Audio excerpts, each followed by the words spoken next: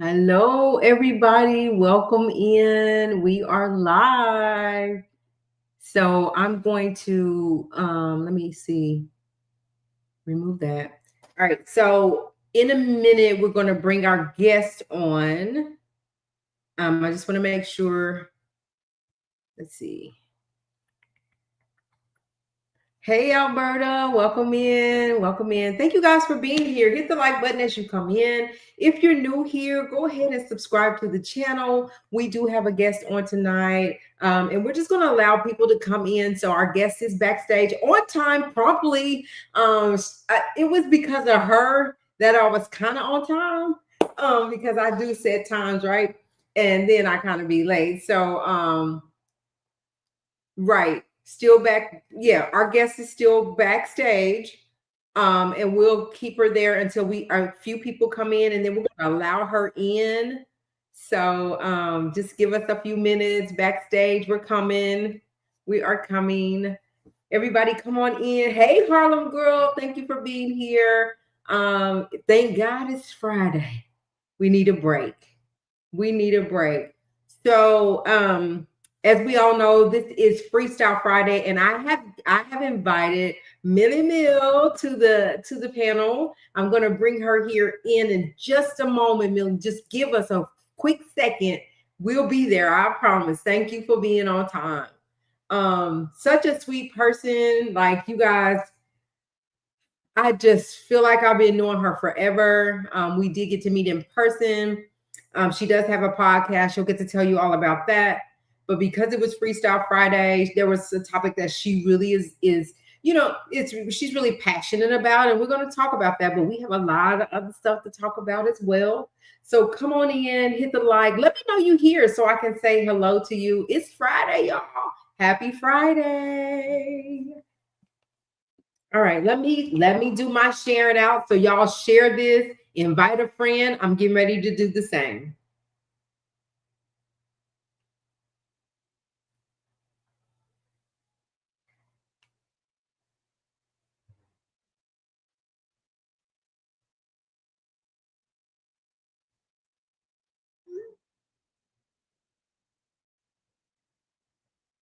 I'm doing the same.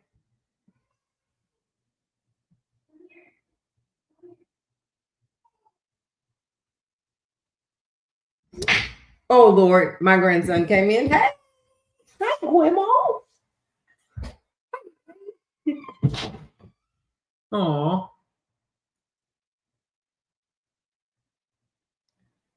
All right, so I'm gonna bring my guests on, and we'll just could talk back and forth for a little bit before we really dive into our topics. But I'm gonna bring her in. I'm gonna allow her to introduce herself. We also hopefully Montana will come in, and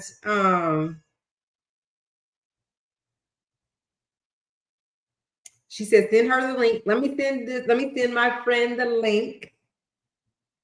I sent it to you, Millie. Let Millie in here. What am I waiting on?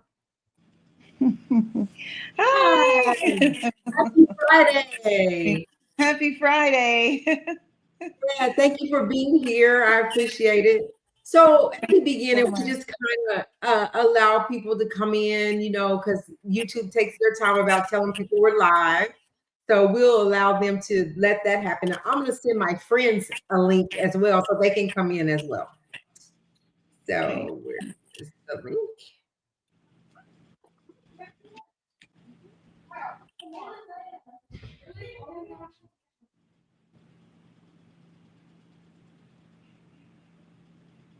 Okay, send it to her. I think that gets her in.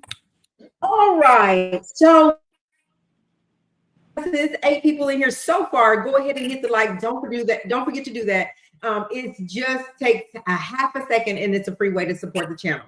So, Millie, go ahead and introduce yourself. Tell us a little bit about who you are and what you do and how they can connect with you. Okay. Well, first of all, Marva, thank you so much for having me on the show. This is such a blessing. I started in radio broadcast straight out of college. I went to University of Arkansas at Pine Bluff, whoop, whoop, Golden Lions, graduated in 1988. It all started with a radio internship with an AM station back in the day, KYDE. I don't even think it's even there anymore. Now they have radio stations on the college campus. I've been to the communications department recently, and it's just amazing when I visit, and it puts me on, in good tears to see that kind of growth, massive growth. But Right. almost 30 years in radio broadcast, and now this whole COVID thing is what birthed the podcast. I had no idea and didn't see this coming. I never planned to do a podcast.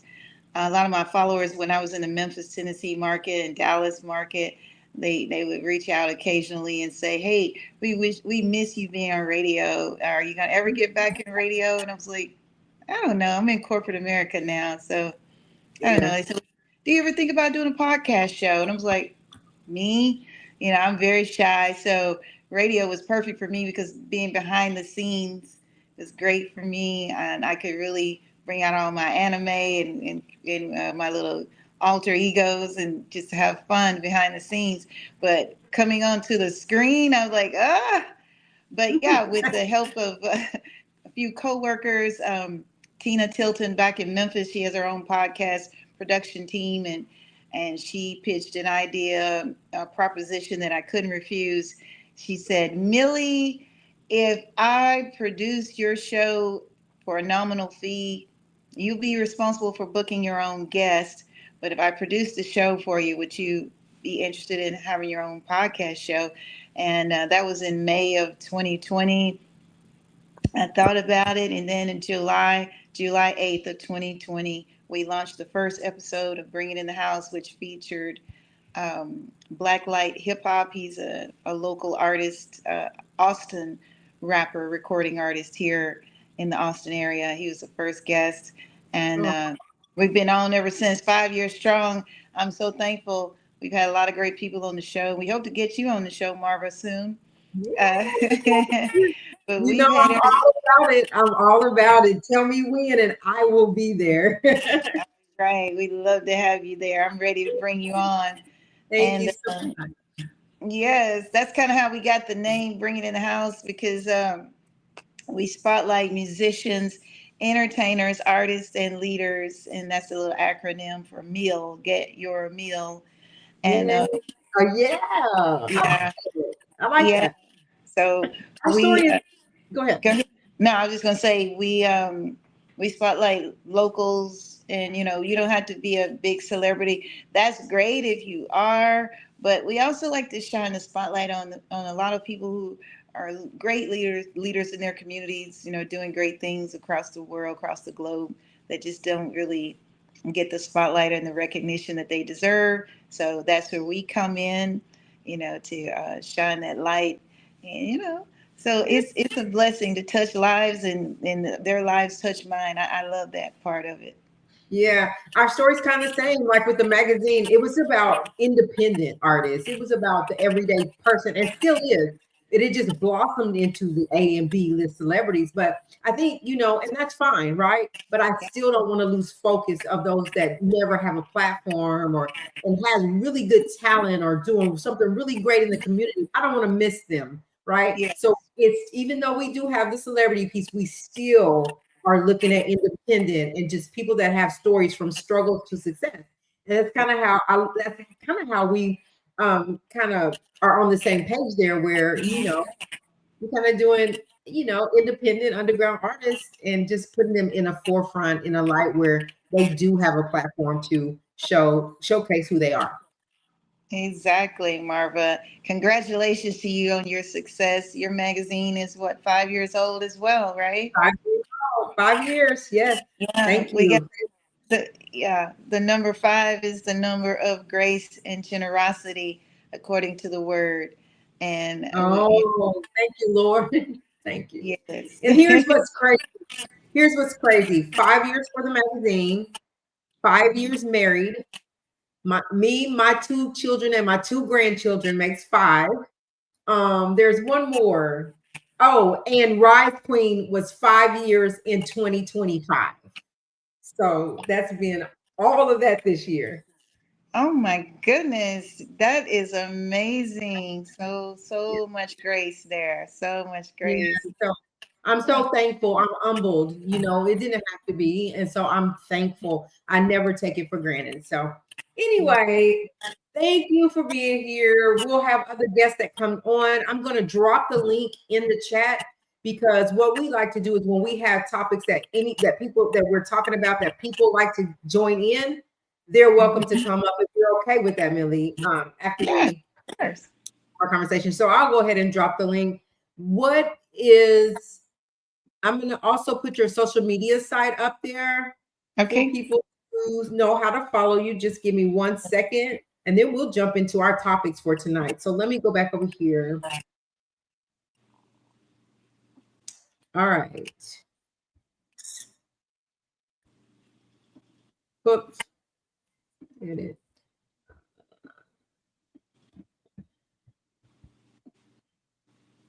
So I would have had this done, but I have a little 1-year-old running around my house. And he gets that attention. So I'm sorry. Okay. Okay, what's your social? Well, on Instagram is at the original Millie Mills. That's Okay, on hold Instagram. on. At you spell it out, Yeah, original? yeah, THE and then original Millie Mills. Hmm. There's Okay. no there's no E on Millie. It's just MILLIMILLS. Original, MILLIMILLS. Okay, Yeah, that's it. The original Millie Mills. got it. Hmm. So let me tell y'all a little story about Instagram while we are here. I got hacked so many times. I had so many followers on Instagram. Me Got too. hacked twice along with my bank account. So I have learned a lot from that. So now we're trying to build up. Well, they just changed it to you had to have 1,000 people before you can go live now. So I no longer can go live on Instagram, y'all. So help me get back up. Yeah, So we I got. live on Instagram. I'm at like almost 700, but still Yeah. over 5K headed to 10K and got hacked. So anyway, that's my little spiel. But definitely go follow Millie Mills on Instagram. Let's pull her numbers up as well. Let's support one another because when we support one another, we become a force to reckon. I believe that. I Um, Let me get back over to my chat. agree. Comments. Okay. All right. So tonight, as this is Freestyle Friday, we're going to start out with ageism. And I really wanted to tap into this with you, Mill. I was glad that you said it because we don't say it out loud. We kind of think I can't do it and I can because I'm older, right? I'm more Yeah. seasoned. I'll say that, right? And so I'm going to talk about that. And I want to first, for those that don't know, what ageism, just a brief overview of ageism and what I came up with. Let me grab it. All right. So ageism, and we specifically talking about like in the workplace, and then also like with this technology stuff, and and I'll be the first to say I am technically I'm learning. Okay, don't tell me I can't do it, but I'm gonna tell you I gotta learn, and somebody gotta teach me. So anyway, ageism in the workplace, discrimination is discrimination and prejudice based on a person's age, impacting older workers through stereotypes, exclusion from opportunities, and negative comments, while also affecting older workers' well-being and organization of innovation. So there's assumptions about older people that we can't do stuff because we're too seasoned. I hate to say too old because I'm not old.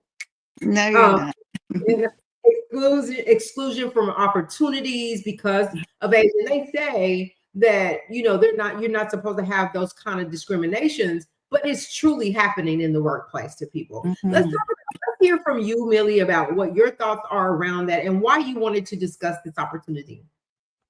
I wanted to discuss it to kind of shed a little light on it because I've had this topic with other seniors around my age, and you know they're a little disgruntled in certain areas. And I just kind of want to shed some light on it because it doesn't, all organizations are not that way. Some of the seniors are starting to think that, by the time you reach our age, um, it's almost over and they're making room for all the newer generations and I'm just here to just shed some light. All companies are not that way. And then sometimes the seniors, we have to watch ourselves and our attitude as well, um, that we do not, I guess, inject some of those attitudes that the companies already have stereotyped about us, as far That's as, true. thinking that, well, I'm older and I'm seasoned, so I should be paid more, or either thinking that because sometimes your supervisors will be a lot younger than you, and sometimes it's difficult to, I guess, take feedback or Mhm. from some of the younger management, and they look at that. They're sometimes, I feel like they're testing you to see if you're going to be difficult in that area of feedback. Are you going to listen? Are you going to receive it? Or are you going to snap back and say, hey, I was doing this when you were in diapers? Yeah, things Yeah. like that. Yeah. Yeah. So when you say like don't go in there acting like that, because you're right. Sometimes they look to see and they expect you to act a certain way, and then when you go in there and act in the way they expected you to act, it's like don't give them that. There's a way to Mhm. carry yourself. I don't care how old you are. I feel like everybody should be treated the same. If you feel like you can do the job, and you can do it well, why does it matter? But everybody doesn't look at it like that. And so you also said, to your point, that you said all companies are not like that. So Yeah. let's continue the conversation. Let's talk a little bit more like that, because some people that I've talked to, older people, and there's like, I ain't applying for that. They'll never hire me. Like, you see all those young people and look how old I am. They'll never hire me. But you never give yourself a chance.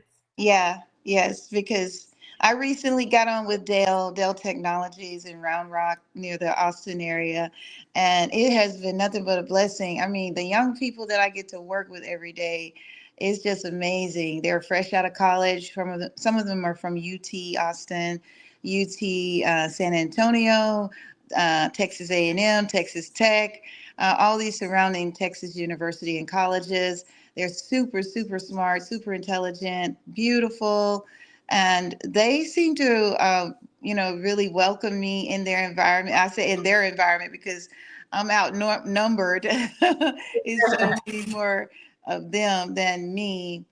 And I have to be honest, maybe the first few days of training, it was a little different, to you know, be amongst all of those young, beautiful college, recent college grads. I was like, wow, what would they think of me? But you know what? They don't seem to judge me or look at me. And even though I make jokes and say I'm the granny of the bunch, and they still say, "Oh, Millie, we love you anyway."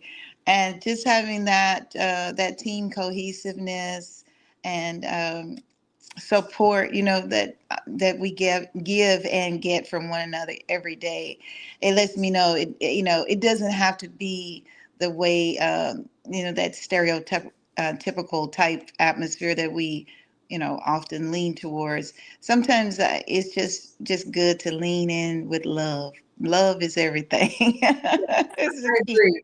I Yeah. agree.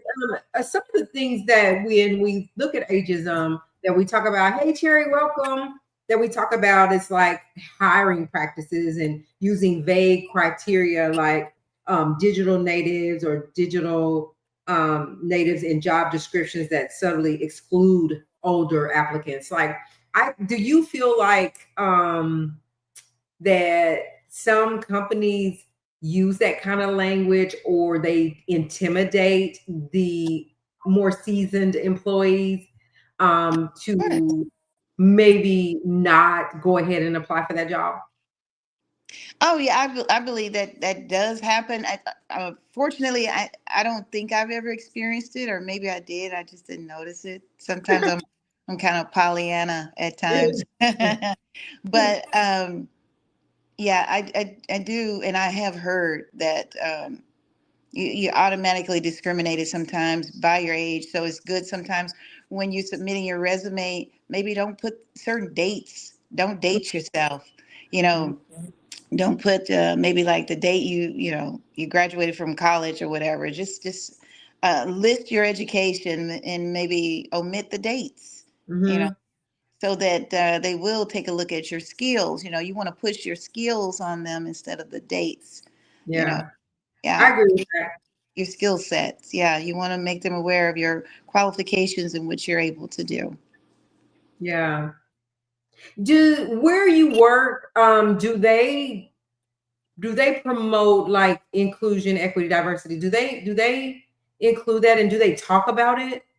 It's so what they do. They have so many groups, communities that you can join and become a part of. You know, Women in Action, Latino groups, Black groups. Just they almost every group you can think of, they have a group that meet frequently, to I guess gather and share ideas and express, some experiences and raise awareness in a lot of areas that may be taking place in the workplace or outside of the workplace. So they do have all those helpful groups available. Why was it important for you to have this conversation? Why was that why was this topic important to you to get to bring a light to? It was important to me because okay, the retirement age has expanded. Of course, we know now what it's about. You retire at 70 almost now instead of like it used to They be. say people are living longer, so that's a good thing. Yeah, we're living longer. People are taking better care of themselves. A lot of self care is going on now. So, a lot of companies are hiring older people nowadays, or keeping older people on at the workplace because of that. And so, I don't know. I felt led by the Spirit because I am a believer. I just Yeah, felt it was necessary to just inspire others who might be seniors like myself and might be struggling with getting back in case they're out of the workplace and they're trying to get back into the workplace, or want to pursue the career that of their dreams that they really want, and just maybe be too afraid to do it because of the age. And I yeah, just yeah, I wanted to just kind of inspire someone that, hey, look at me, my age, and then I'm working with a bunch of young Gen Zs. And so if I can do it, you can too. yeah. I like that. So thank you for that, information and for talking about that because there are a lot of people that I've even just personally talked to, and they give me the reasons why they won't. Not that they even have been in a situation where they've experienced like the job or the people, stereotyping them or putting them down anyway, but that they don't even want to take the chance that Yeah, if I go here, this might have already putting themselves out, already counting themselves out, right? That I'm too old, yeah, they're not gonna want me there. How you know if you don't try? yeah. And And so sometimes just based on other people's experience, and we have to be careful of that because that happened to someone else, it doesn't mean that's going to be your story. that's right. That's Yeah, right. Yeah. And you can't put, just like you can't put everybody in one box and they're going to be the same. You can't put the companies in the corporate world and all that in the same box because everybody's not doing that. Everybody is trying to make it fair across the board, whether it's age. And they know that if they don't and if they're liable, they could be sued for that too. We talk about yeah, legality, right? You cannot yes, discriminate. So age, gender, color, all that is in the clause. You can't do that. yeah, But for some reason, people get to a certain age and they're just like, I don't yeah. know if I want to do that. Yeah.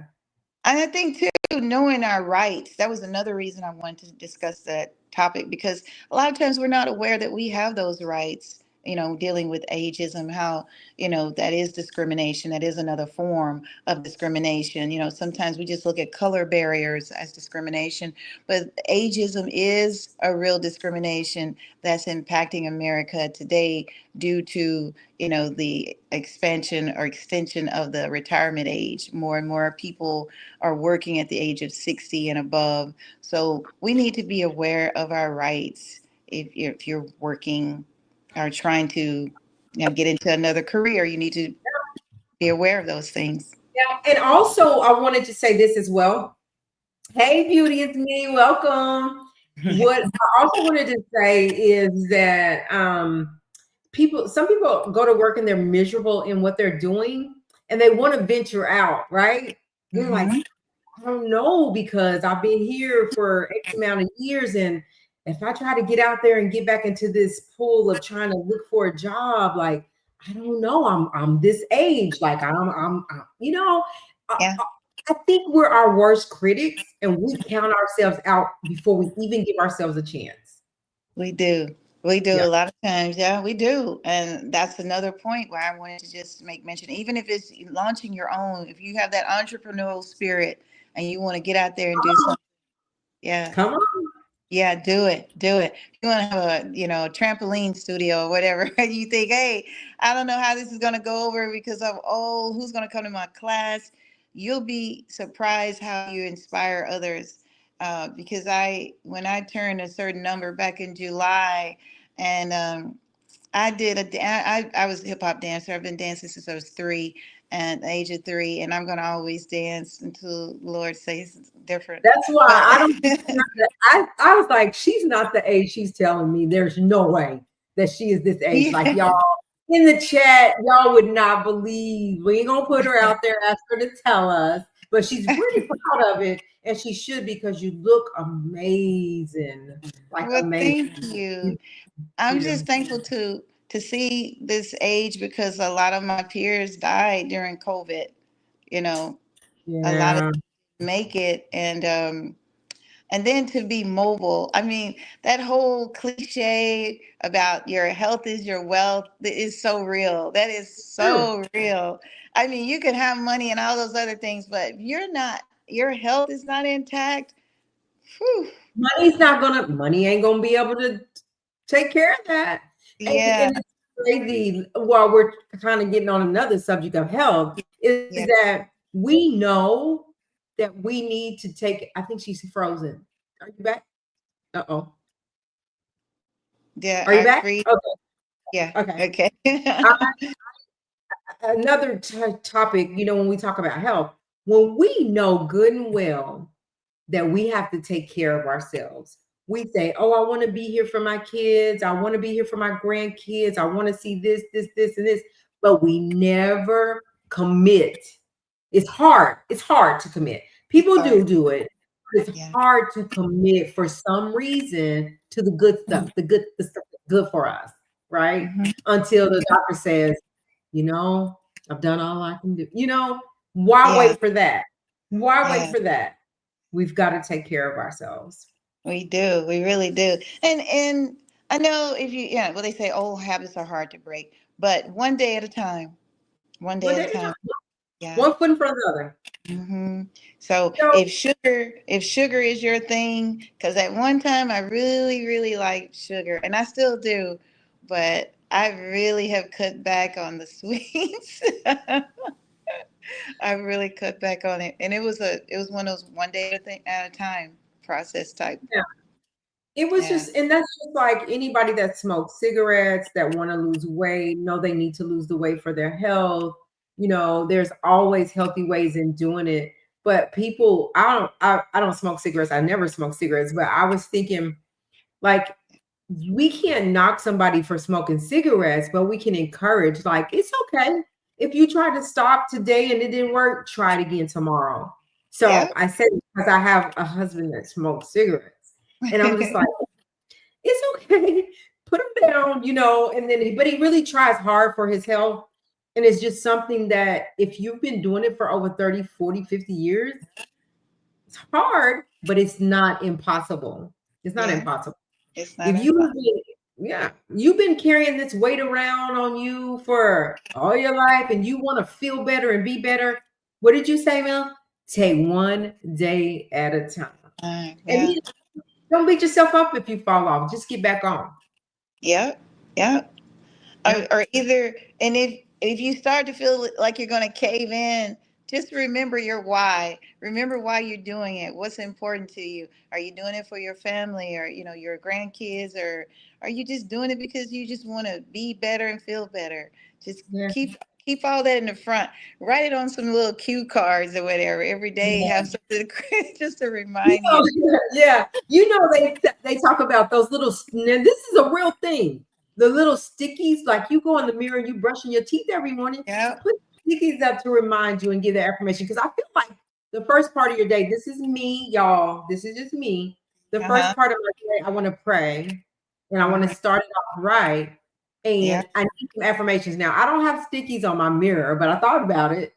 But right, that this really works for people, and it really, people look back over, like they have goals that they set for themselves and they stuck these stickies on the mirror, and so like 6 months down the road they was like taking this sticker off because I've mastered this goal, that I want, Mhm. or I wasn't really feeling pretty or feeling good about myself, and now I'm going to do some me time, I'm getting my makeup done, I'm keeping my hair done, and I get to take this sticker off, right?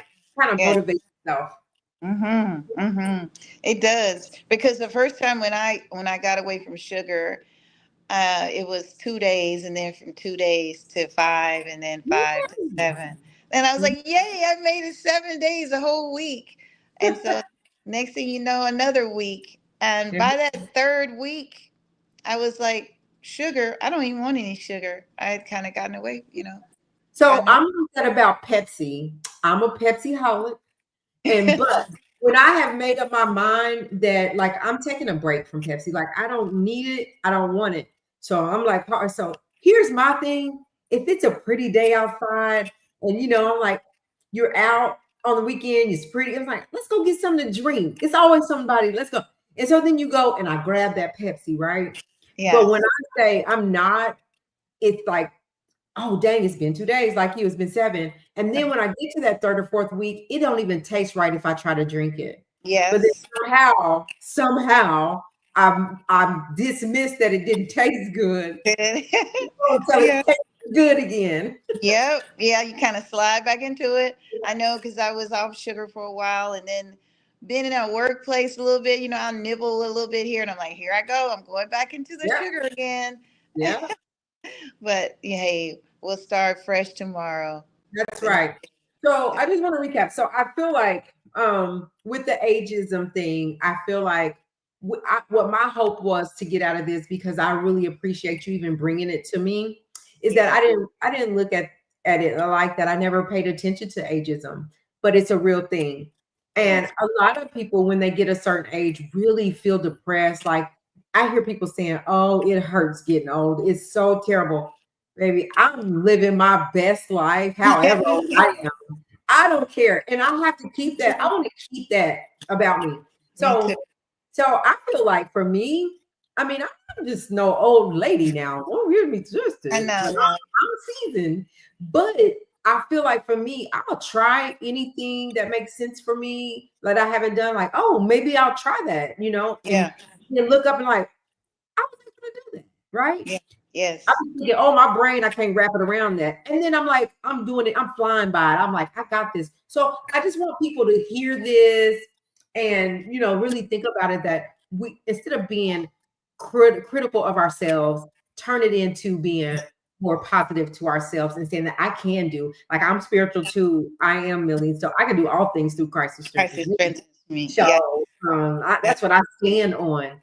Yeah. And so I just feel like if you're an older person and you kind of get in that mode, just remember that you are necessary, that you were created just how you were supposed to be. And Mhm. today you're just how God created you to be. And if you want something, go for it. If you want that business, you better go get it. Go get it. And we ain't saying it's easy. We're not saying it's easy. We're Yes. saying if you want it, then you commit to it, and then you'll feel so much better about yourself that you did. Yes, yes. Yeah, and you will. Because a lot of people become miserable because they're not doing what they want to do. They're not going after their goals, conquering and achieving those goals. So they do become, miserable or bitter. But that's what we're here for, to encourage one another, empower one another, you Yes. know, and just, hey, it's not over until he say it's over. And it's like you rest, you do this, you got this going on. I will rest when God says it's time to Yeah, it's yeah. over. Right now, I'm not tired. Y'all might think I am. I'm not tired. I'm good. Either me Yeah. either. I'm loving life. I'm loving Yes. the people that I meet. You know, Yes. yeah, like yourself. Beautiful, radiant. Yes, I love Thank that you. energy. Thank Hmm. you so much. And the same for you. So it was good to meet you. Thank you for being a guest. I hope you stick around for a little bit. We're going to get on to some other topics now. Y'all Sure, listen. sure. I was talking to Millie and I was like, all right, Millie, I want you to come on, but it gets a little heavy over here on our channel. We don't do all that cussing and all that stuff, but we talk about hard subjects. We talk about it. And we give our opinions, and she's just so sweet. She's like, it's okay. And so I'm glad that we were able to start out and talk about what you wanted. And it made me feel good to be able to talk about what you wanted to talk about. That's why you're here. I wanted to hear from you. I talk a lot, so. But It's I wanted okay. to hear from you and what your subject is. So we're going to move on to other topics. You're welcome to stay on or Yeah. in the chat. It don't matter. You're the guest, so you have it. Make yourself comfortable. And if you want to tap in on some of the things we talk about, we'd love to hear from you. Okay. Well, thank you. I will stick around. Again, I am so honored to be on your platform. Thank you so Aw, much. All the beautiful people chiming in on the chat. You yeah. guys are wonderful. And this is such a blessing. Hey, And so again, follow Millie on Instagram. If you guys just take half a second right now, go to your Instagram right now for us, please, and find her at Millie Millie or the is it the, the ori- original? Is the it original Millie Mills. the original Millie Mills? Mhm. Millie Mills. Just take a real quick second to go over there because there may be some, independent artists or some guests that she have that you might be interested in what they're talking about. And your girl gonna be on there, so you want to follow her. So also, what's your YouTube channel? The YouTube channel is Millhouse Entertainment 1748. Millhouse Entertainment 1748. Subscribe to our channel. We Yeah. always have episodes. Our next episode is tomorrow night at 7:30 Central Standard Time. We'll be talking with those young Z professionals, sales tech savvy, some of the people, the great people I work with every day. I'm gonna So be on. yeah. I need to hear from them. And then, Yeah. yeah, follow her on YouTube, follow her on Instagram. If there's something Mhm. that you're interested in or possibly want to be a guest on her show, see if it's a space Please. for you. You'll never know unless you ask. So reach out to Millie Mills, but we want to support her as best we can. Millie, we appreciate you. We're gonna move on to the next subject. Okay, thank you guys so much. Don't forget to tune in to Bring It in the House, where we spotlight musicians, entertainers, artists, and leaders. Get your meal. Thank you, Let's go. Marva. You're welcome. All right, people in the chat, my people in the chat, what's up? Y'all being awful quiet. Y'all didn't even get in on this conversation. And I wanted y'all to, but maybe we're a little bit too old for y'all, but we keep up with Yeah, maybe that topic was, yeah, it was a little. we keep up with them though. We keep up with them. Don't worry. But no, thank you everybody for being in the chat and sticking around. And if any of Millie Mills people are here, welcome to the YouTube channel. You're always welcome here. We keep it respectful over here and it's lit over here. So subscribe, like, and share. All right, you guys, let's move on. I wanted to talk about this now. As we know, the entire world has been talking about Mr. Kirk's unaliving, and it's just been a lot. And I always want to go back to or revert back to the fact that no one in this world walking on this earth does anything bad enough to be unalived like that. So I don't feel like he deserved that, no matter what his beliefs were, no matter what he stood for, no matter what I liked or didn't like about him. No one deserves that. So let's just make that clear. But I really wanted to talk about freedom of speech because it's just feeling a little touchy for me. We will be careful how we speak or whatever. We don't want to offend anybody, but I do want to talk about it a little bit. So, and we did touch on it a little bit last night. But then today, as I was watching news and I was watching podcasts and I was watching as the conversation continued to happen, a lot of people are in their feelings, that feeling as though we're turning into a country where we have to be careful what we say and it's not really freedom of speech. So I was looking at a podcast and they were doing an interview with a CEO of a company, and they were like, we're not saying, they're saying, no, the United States of America, we still believe in freedom of speech. What we are saying is that what you say, and I need y'all to help me what you think about this, but what we are saying is that you can say what you want, you can have your opinion, but what you say might have some bad consequences. So now, how is that still freedom of speech? If I can't say what I want to say or have my own opinion, how how are we still saying that's freedom of speech? Because if I say something, there may be some consequences to it. Or do they say that? Is he saying that because he's saying you can say what you want to say? We still believe in freedom of speech. United States, we believe in that. But what we're saying is we have to have some kind of control, right, over it. Some kind of control about what people say and how they offend people, right? Mhm. That's number two. Y'all stay with me. That's number two. Number three is, though, do we feel like a certain class of people can just say what they want to say, do what they want to say, it's okay, but another class of people got to walk on needles, on pins and needles, so that there won't be bad or harsh consequences. What are we thinking about freedom of speech, you guys? I hate that Montana's not in here because he can really help us hold a really good conversation about that. But do we feel like that the United States is turning into a place where there's no freedom of speech? Like, do we feel like that it's vanishing, that we're not going to be able to move and shake like we have always moved and shake? Like, help me understand that part of it. So anybody in the chat have any response to that? Like, what do you, if you, let's do this in the chat, put a 1 if you feel like our freedom of speech thing is like deteriorating in the United States. Put a 1. Put a 2 if you feel like, no, it's not going nowhere. Our rights are not going nowhere. They just have to have control over it. They got to have some kind of control where we continue to be safe. Put a 2. Put a 3 if you believe that there's certain classes of people that can say what they want to say and have their opinion and have their freedom of speech, but then there's other classes of people that better not do that. So I see a 1. Bridget put a 1 in there. I see some ones. Thank y'all for interacting. I see some ones.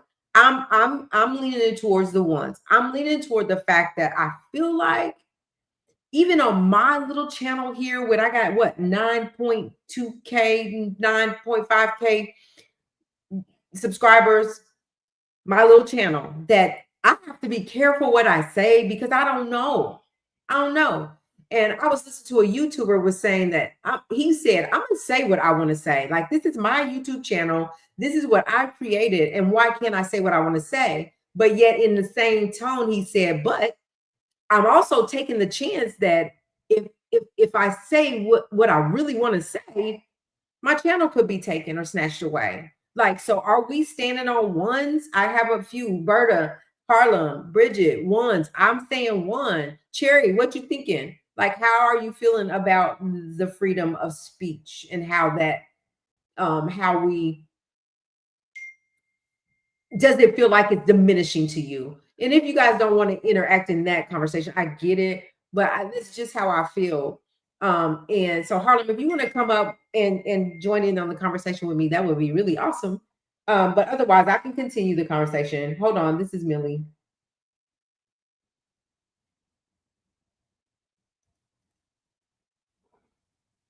Okay.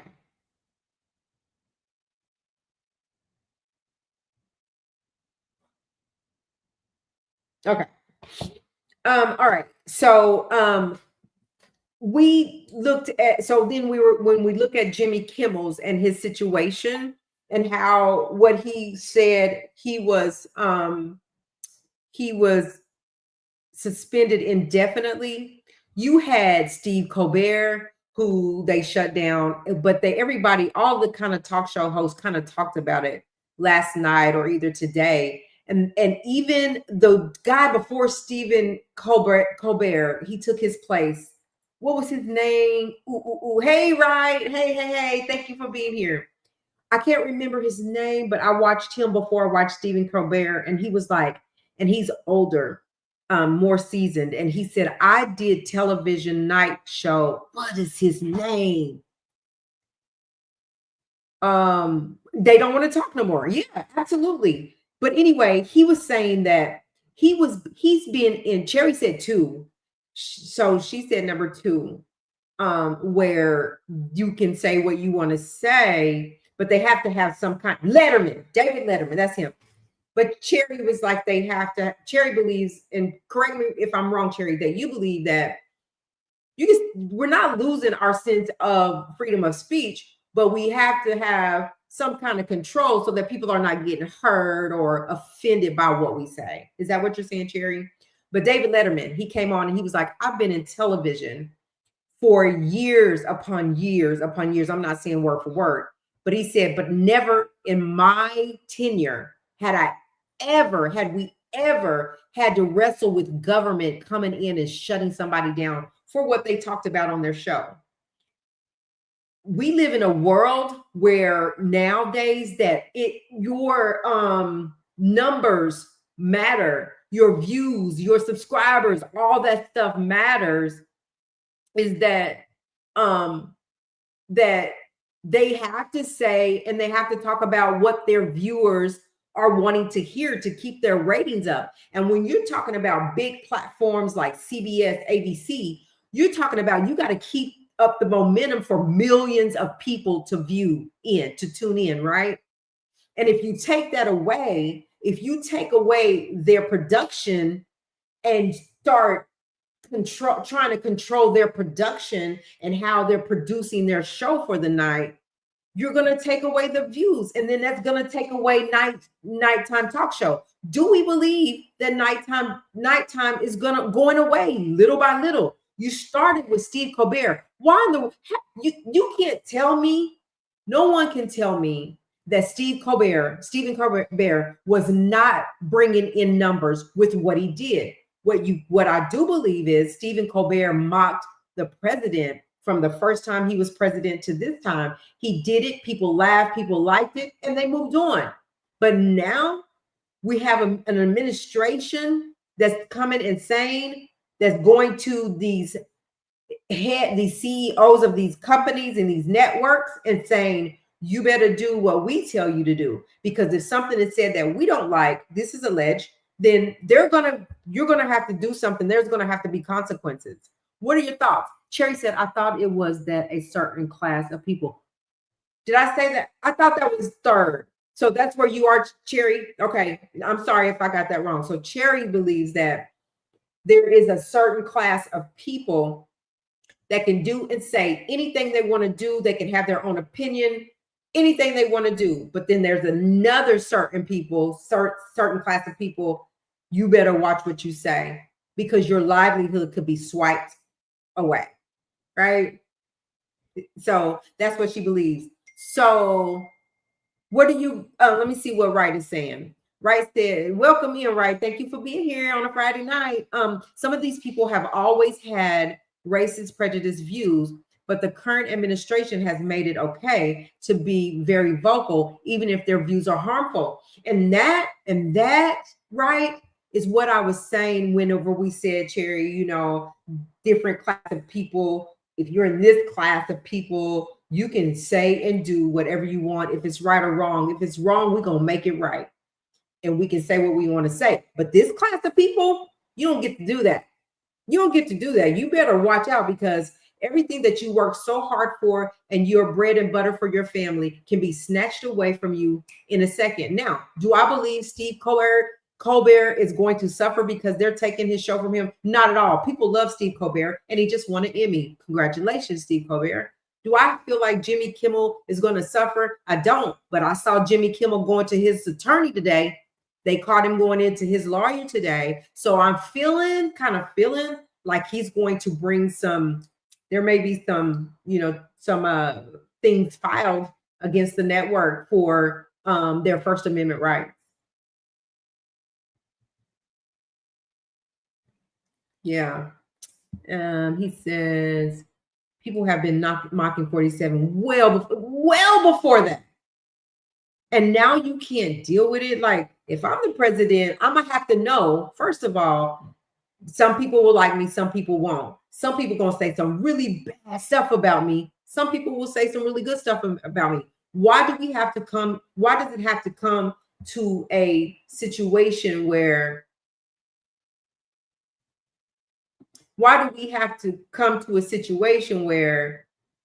what just happened? Oh, there it is. Where people's livelihood is being snatched away from them because your feelings are hurt. Just the truth. I mean, it's just my truth, my opinion, allegedly. Let me get my banners taken care of.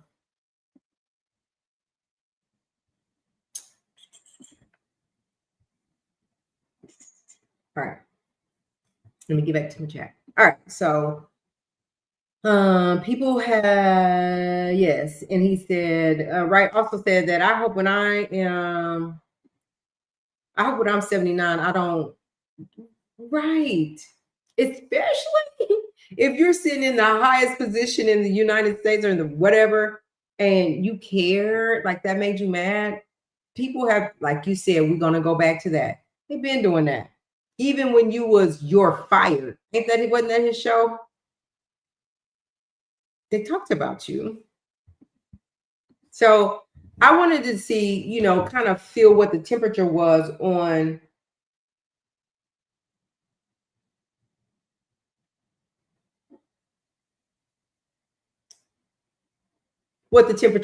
that and how you guys was feeling about that. So thank y'all for engaging in that conversation. I knew that, like, right now, I've gone through 2 attorneys right now that would be more than willing to come on the show, but are hesitant because of what's going on. I'm like, am I a little bitch? But they just was like, that's just what it is right now. And so they felt like they weren't the right people to come and talk about it. And I was like, well, really, I don't feel like we come and we talk like too crazy about stuff. And I think that we're fair, but I do believe that we get to say what our truth is and what our opinions are. And we're not going to stop doing that here. We just ain't going to stop doing that. We get to talk about what we want to talk about. So anyway, that's that on that. I also wanted to, so moving on, let's move on to the next topic. We got a lot of topics to talk about, and I hope that I can find this one because I didn't load this one yet. But what's his name?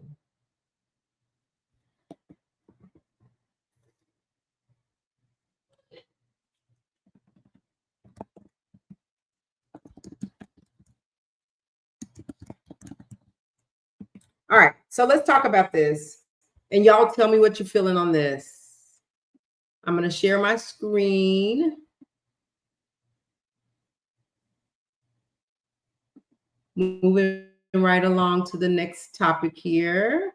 While we're moving on, I'm going to be reading the comments. If I miss something, y'all just tell me.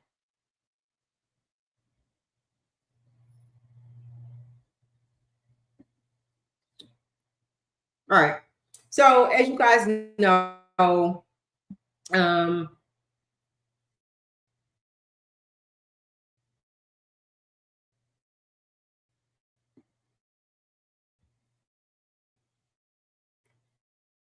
is it coming up?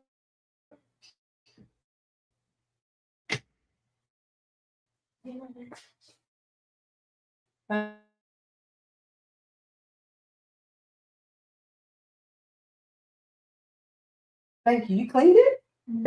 All right. Oh, am I froze? Can y'all see me? I can't see y'all.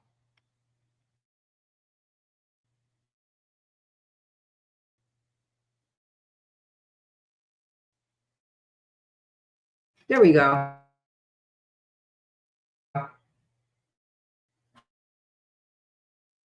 So we talked about Kai Frost. You guys can let me know if you can see me. But we talked about this subject when it first happened after a fatal pow-powing of the rapper T Hood. Now, so let's just read it real quick. Okay, good. Thank you. Go over here. I don't know what's wrong. Thank you, Berta.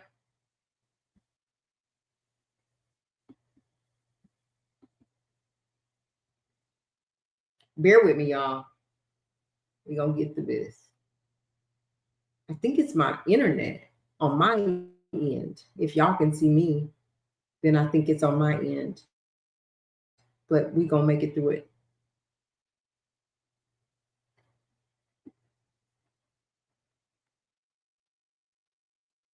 Give me a second.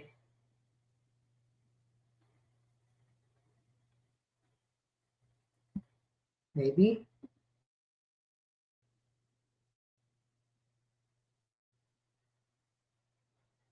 All right. So I wanted to read a little bit about what's going on with this situation that we talked about before. So Kai Frost was cleared in the unaliving of rapper T. The police with the fatal pow pow was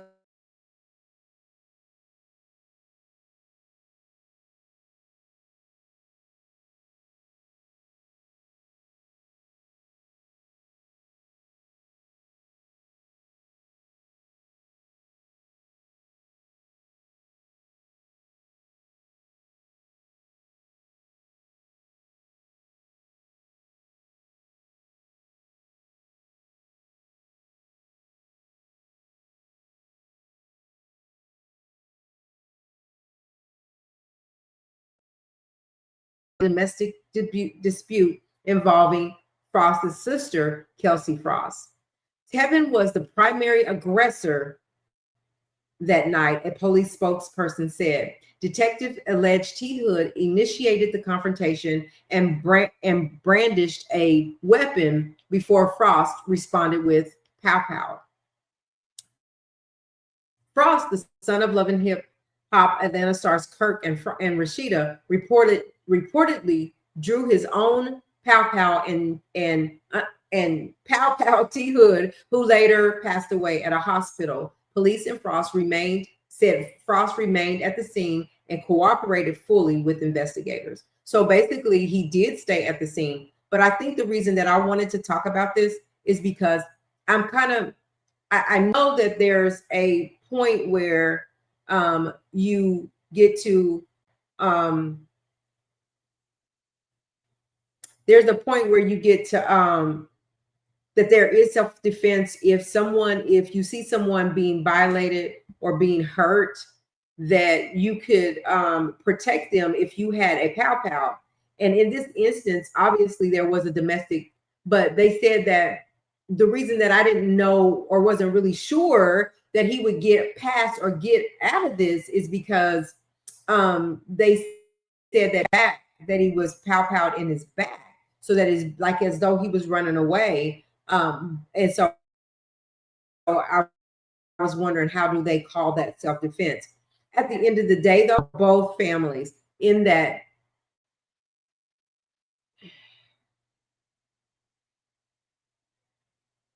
Okay. Did y'all see the clip? Okay. So where was I? I got off track. So I feel sad for both sides of the coin. And the reason is, one side of the family lost their family member. Another side had to go through what they had to go through. And then there was a lot of back and forth and threats made. Will he, speaking of Kai, be able to, peacefully go through life now after this has happened? But they said also, okay, and are you still frozen? Because mine is acting up over here.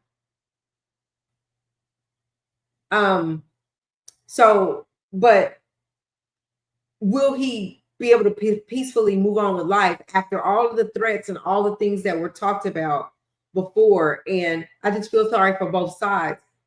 But I was just trying to really determine self-defense.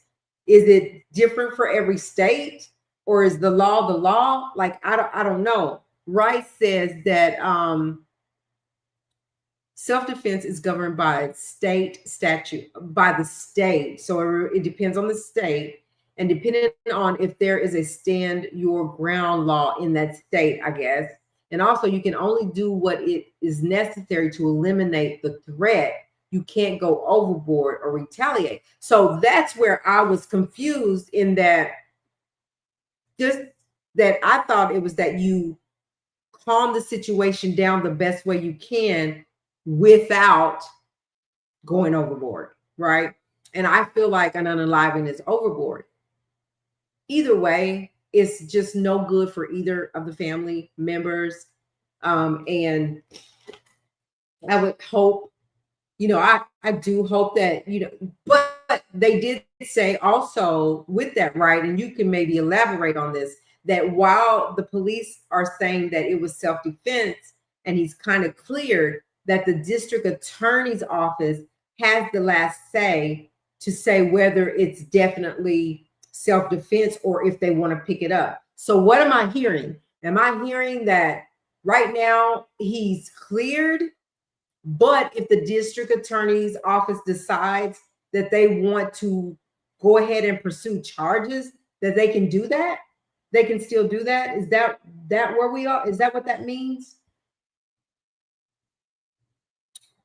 We don't want to add it. We want to remove it. I wish I could refresh, because then maybe it wouldn't be doing what it's doing over here. Correct. Okay. So basically, what he's waiting on is the final word from the district attorney's office to say whether they're going to pick it up or not. Again, very sad, and I hate that it had to happen. Hate that it had to happen. Let's move on. Other topics. Let's see, what do we have next?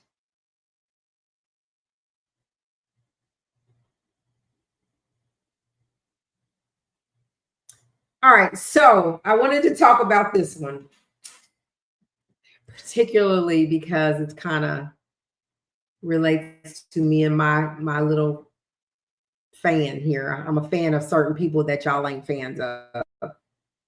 So let's pause it so I can share it. All right, so if you guys know me, you've been around for a little bit, y'all know that I am a fan of Chris Brown, Ray J, Chris Brown. There's a couple other, Cardi B. And when I said that I was a fan of Chris Brown, people was like, what for? Because Chris Brown only likes a certain type, which is really like light skin or mixed women with beautiful hair, beautiful bodies, and all that stuff. For me, I'm like, good for him. I'm glad that's his type. but that he don't like darker skinned women like myself and others, right? But I was just like, I'm still a fan. Like, I'm a fan. But this particular clip that I'm getting ready to share made me kind of side eye Chris, for the simple fact that this young lady is dark skinned, but she's pretty. So let's look at it. I don't know if you guys saw this or not. So I'm going to share. This is acting a fool over here, this internet. Share my screen. Let's no, that's not where it was. That's where it was. So let me go back to share.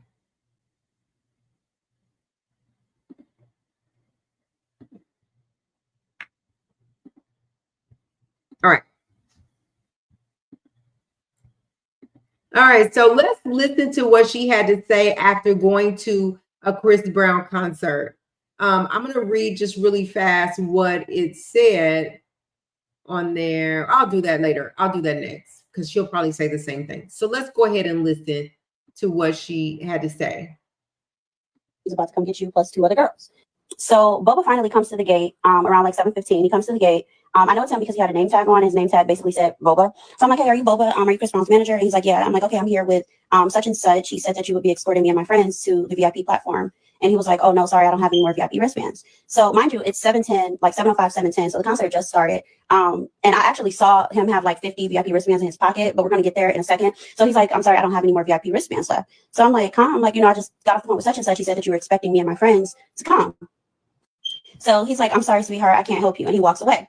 Doesn't give us a ticket, don't give us any explanation, just that he doesn't have the wristbands. So I immediately get on the phone with my friend that works, with Chris Brown, knows Boba, knows all of them personally. And he's like, what? He's like, he literally just told me that he was coming to get y'all and he was expecting y'all. So he's like, let me call him and see what's going on. So he calls me back and he's just apologizing. He's like, I'm sorry, I don't know why he's tripping like that, but he doesn't want to give you guys the wristbands. So in the midst of it, I'm like, okay, well, he said he didn't have any left. But in the midst of it, we're standing there waiting for about 30 minutes to an hour. And me and my friends are watching him give girls wristbands that came way after us. And these girls were mixed. They were light skinned. They were Blasian. They were white. They were like, they didn't look like. So one of the guys from Chris Brown's entourage that was also with Boba walked up to my Puerto Rican friend and offered her a wristband. And she was like, well, what about my 2 friends that I'm with? And they're like, we can't help them. So this video is getting a little bit too long, but to make a long story short, we stood there and wasted. We missed Summer Walker and Bryson Tiller because we stood there waiting for somebody to help us for an hour. Boba and the rest of the entourage kept coming up, playing in our faces. They even tried to make us perform for the tickets, like made us spin around, audition, jump up and down on one leg, and stuff that the other women that did not have to do, like the light skinned girls, the white girls, the mixed girls. They didn't have to do that. They walked up, got their wristbands, were escorted down with no problem. So yeah, after them playing in our face for about an hour, we basically peeped what was going on. We realized we weren't, getting in, and that was that. So after like an hour of us waiting, Boba comes back and he gives us regular tickets, like tickets that were like, up in the sections, like up in the stands or whatever. So, I wasn't like tripping, but I just felt like he was only doing that because I had to basically not necessarily harass him, but stress him that we just drove all the way here from Cleveland and we were promised like VIP passes, VIP tickets by such and such. And he said you knew we were coming. So he basically just gave us the tickets because, I wouldn't let it go. All right. So somebody said when I was like telling them that I really liked Chris Brown, like I dig his music, like I'm a huge fan of Chris Brown's, only to see that this young lady was treated like this. So they were promised that when they came, they were going to get VIP tickets, they were going to get to come back, and they were going to get to meet Chris, all these things, right? So they get there and he looks at them and is like, basically, nah, I can't help you, and walked away. Then they went so far as to, so they kind of sit back in the cut to watch like what is going on. And when they see these other cultures of mixed women or light-skinned women with pretty hair and Asians and really pretty, they were just going back, giving them tickets, letting them go in. They tell them they got to jump on one foot, turn around, do this, do that, and they still didn't get in, and they missed half the show because Chris Brown's management wouldn't let them in. What in the world does that mean about Chris Brown? Like, should I still be a fan? Put it to if I should still be a fan of Chris Brown. Like Ray J ain't did none of that. He even was with Sukihana, so Ray J ain't like that. Tell me what y'all are thinking about Chris Brown now. I mean, it's sad because I love him. Do the hokey pokey and still didn't get in. I feel like it's foul. That's foul. Like they didn't come to be a woman.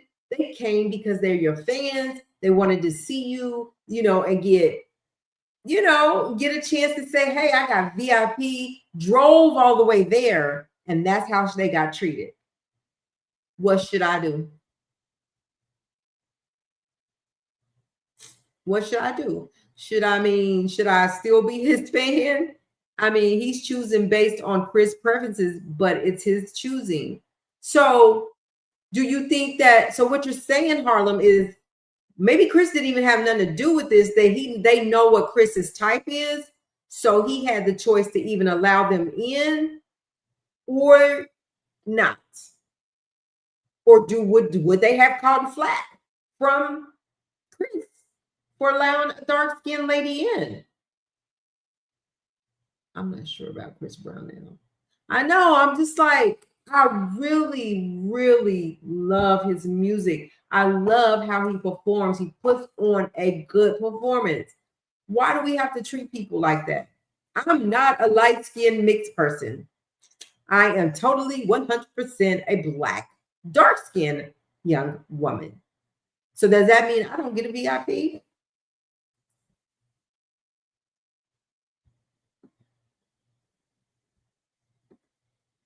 Oh, her. I was like, is that my smoke alarm?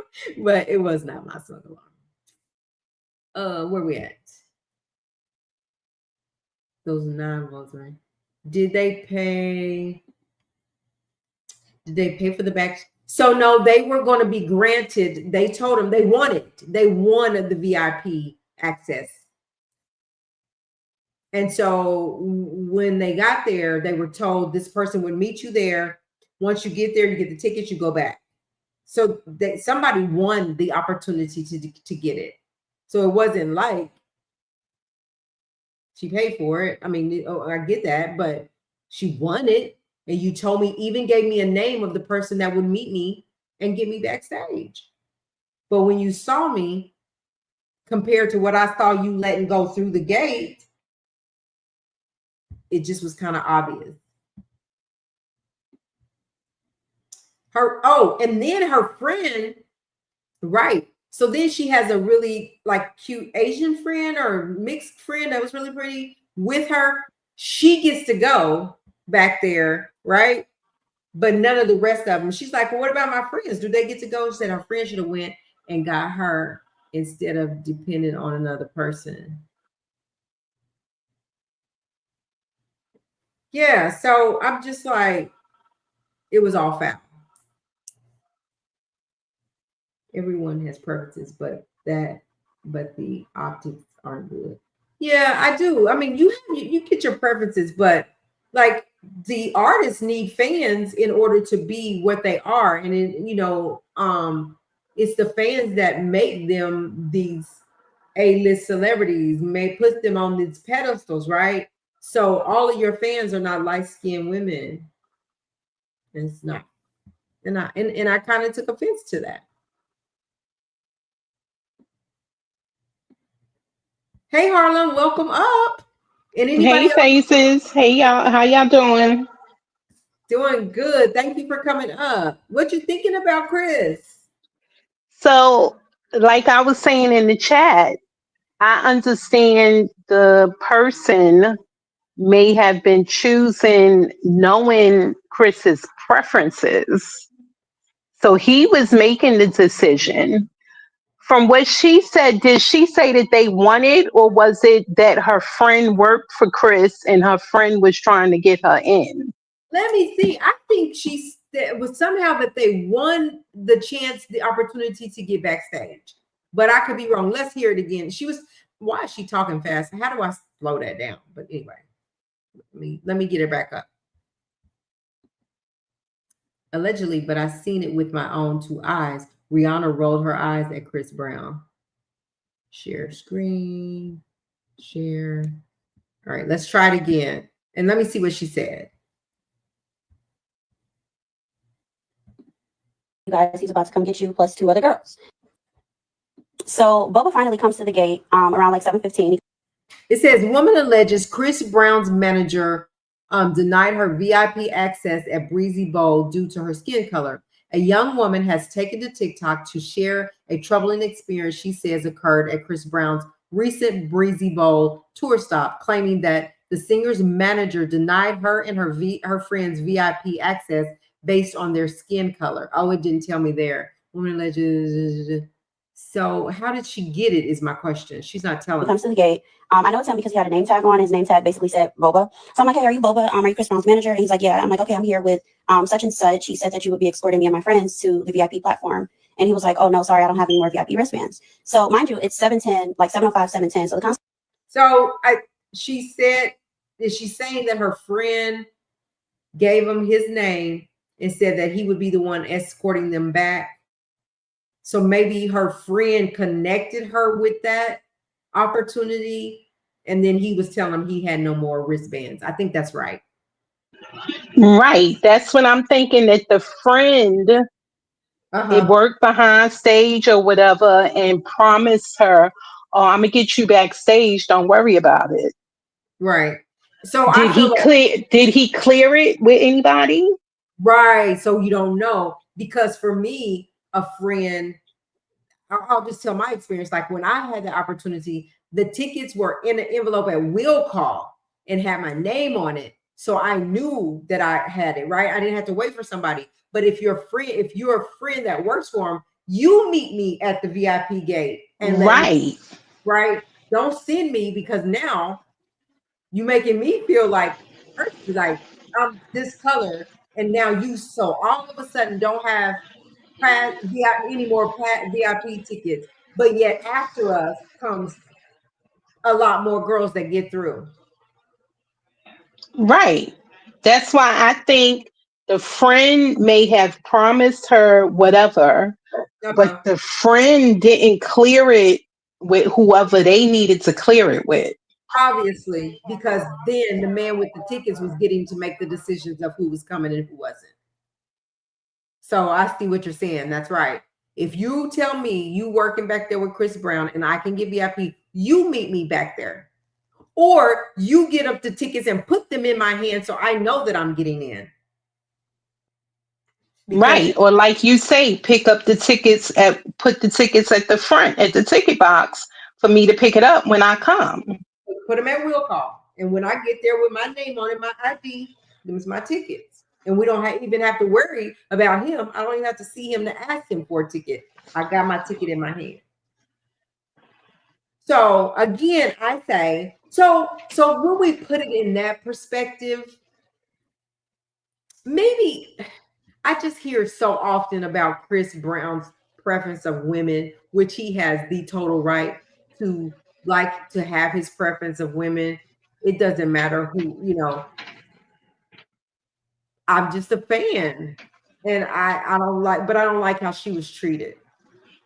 But I am a fan of his music and his performance, and I think he's cute and all that stuff. But I think it was foul how she was treated.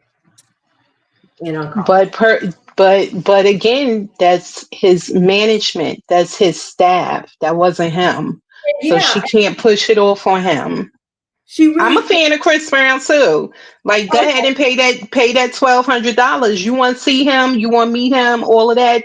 Don't depend on your friend to do nothing, because your friend obviously fell through. They didn't follow through with the whole thing. Go ahead and pay that $1,200 and do your meet and greet and get your picture. Yeah, and I was thinking, like, I'm still thinking that when you say, it was on the onus is on the manager or whoever had the tickets, I'm still saying, is it because is the reason the manager is acting that way is because he knows, and Chris done had a conversation with them about his type and about who don't give the VIP tickets to, like, or is it just solely like the manager being that way and saying, you don't get one, you too dark. Yeah, you get one. Ooh, you fine. You get, like, right. So on one instance, no, we can't blame Chris. Chris wasn't there. Chris doing his thing.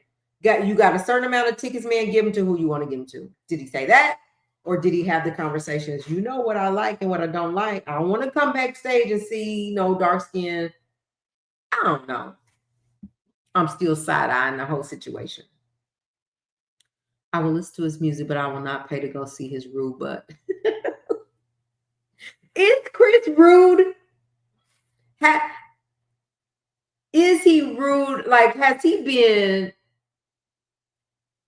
on? Well, I heard he's kind of rude. I heard it that he was. I don't know, but I just feel bad for her in that they travel way over there. So I think she should be going at her friend and saying, "Look, this is what happened." And what was that about? Like, or why she didn't call her friend on the phone? I wonder.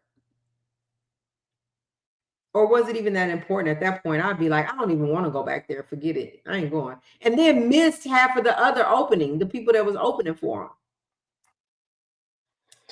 But why didn't the friend come out there and resolve the situation? So does the friend even work for him?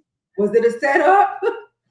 Do your friend even work for him? Because I would have got on that phone and said, listen, we here. Where you at in the building? Because they are not letting us back here. Yeah, because the friend could have even came from the back and was like, oh, let me run out there real quick and take care of it. Yes. That way I ain't got to miss the opening show. I can get what I came here for, but no friend showed up. And then I'm wondering, why didn't she call her friend? Or did she call him and he don't work for him? He or she.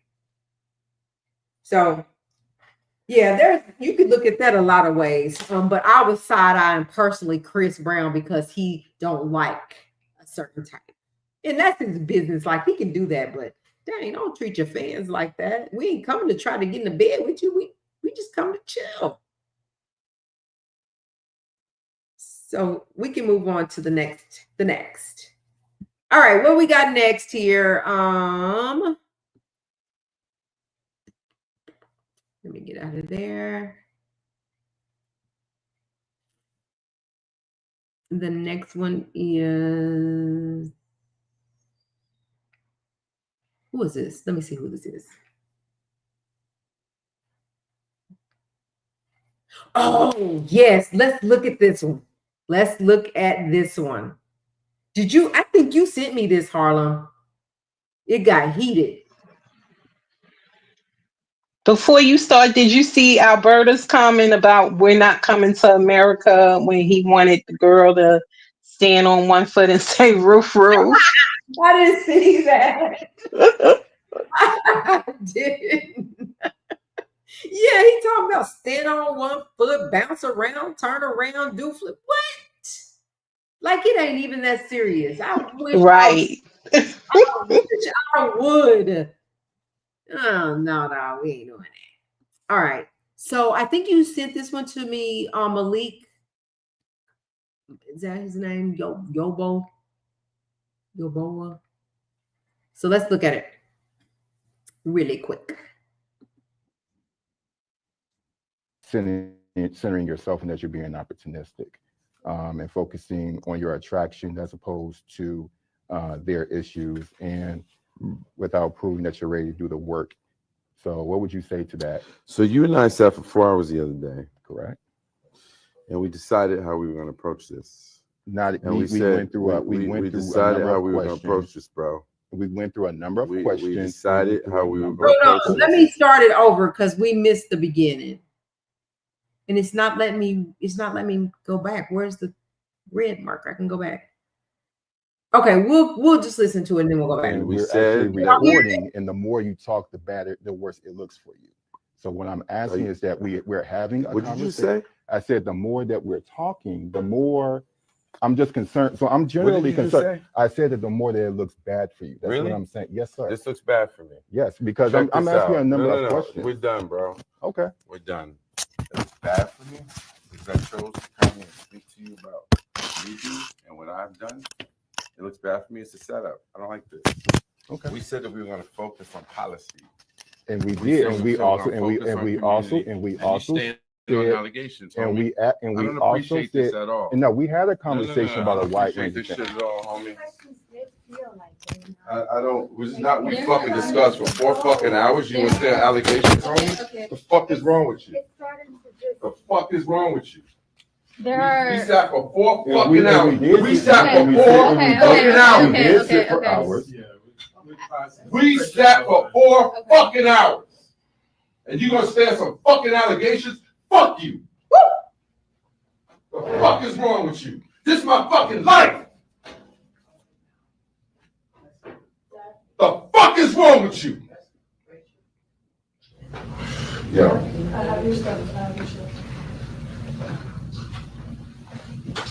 Can you guys not? This is like. That's fucked up, man.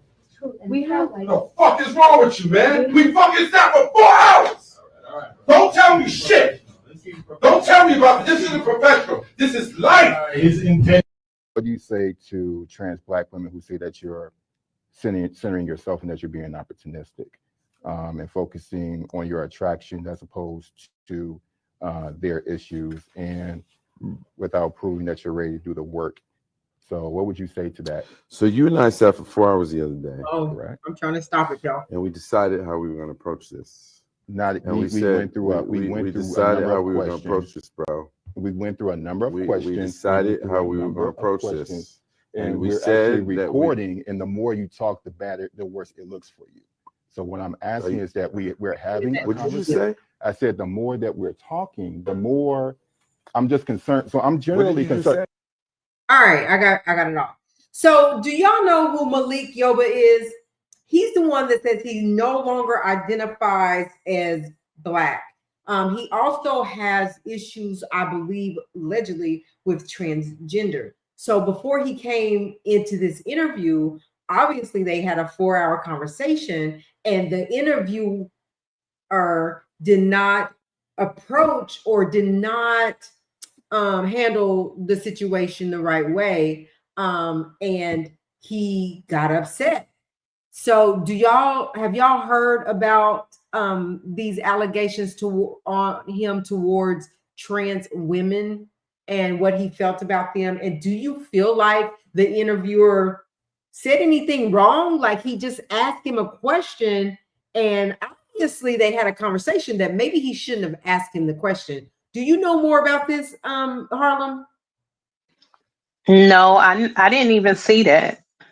Oh, okay. Yeah, so we know that he has been very vocal about transgender women, about his color, about a lot of stuff. He doesn't bite his tongue. He's a great actor. I love him. I think he's a handsome actor. I think he's great. But there's just some beliefs that he has that maybe other people don't, really care for.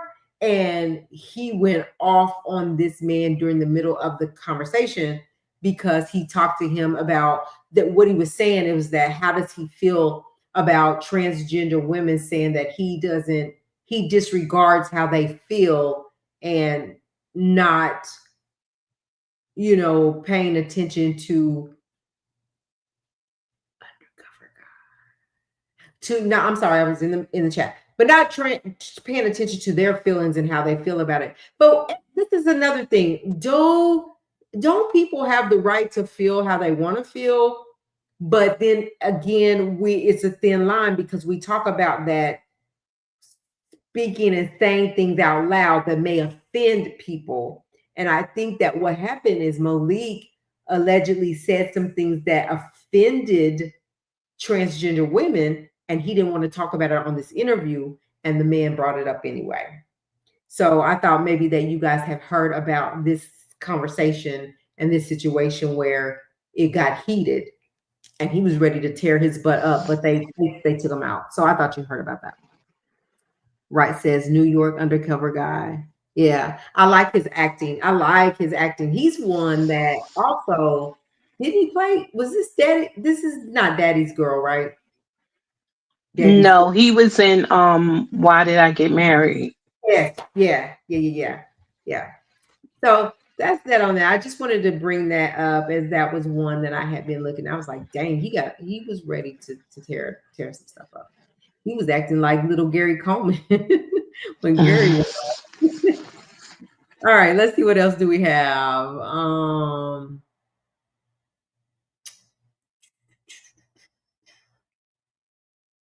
Then we got a lot.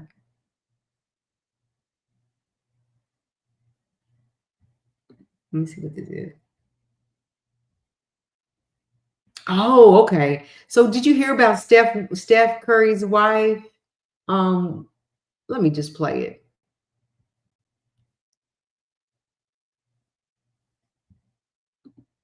Okay. Let me hit Aisha Curry. So pretty much, Killer Mike was like saying, says she want to be. So they was talking about Aisha saying that that Aisha was struggling to not cheat on Steph Curry, right? Because she was so jealous about all of the women that come after her husband, all the fame that he has. And so so let's listen to what they're talking about here. Let me share my screen. Share.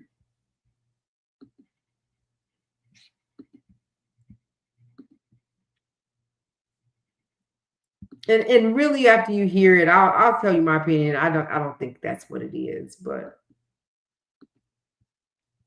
share, and then let me go back over here. It says Steph Curry stepped into the creator's comments with the response after Killer Mike seemingly agreed with the creator's remarks about his wife, and that is that she's having a struggle about cheating on him because of his statute. So let's listen. I think I shared. This, but Aisha Curry is putting in maximum effort to let the world know that she is struggling with trying not to cheat on her husband. And because she can just smell an opportunity to embarrass this man, because she gets on every interview telling everybody about just how frustrated she is with his success, how frustrated she is that women desire him, how much she wished it was her being lusted after by people who don't give a fuck about her, how desperately she wants to get attention from other men, how locked down she feels with the kids. Every interview she goes on, she unwarrantedly forces us to listen to her vent about her not wanting to be with her husband. She wants to go be Glorilla or something.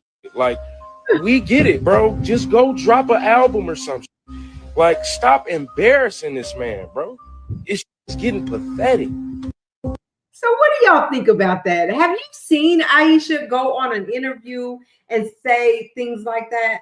Like, and if she did, like, because she want to go cheat, like, what are you thinking about that? Yeah, I haven't seen her talking about that. I don't know. I don't know where he got that from. Yeah, I've seen her only be a respectful person. She hadn't tried to get like out in the limelight and get their marriage all jacked up. And see, what happens for me is what I think is that they're doing so good. They have their family, they're rolling on with life. So you gotta throw a wrench in there. You gotta make it look like something crazy is happening. And maybe she feels like, it's frustrating that a lot of women come for him, but she understands his position, right? And she knows he's married to her. He's coming home with her. But why he would get on there and say she's struggling with trying not to cheat on her husband, I've never heard her say that. That's not a him issue. If he's taking care of business, that's a her issue. I've never heard her say it though. Where have she said that at?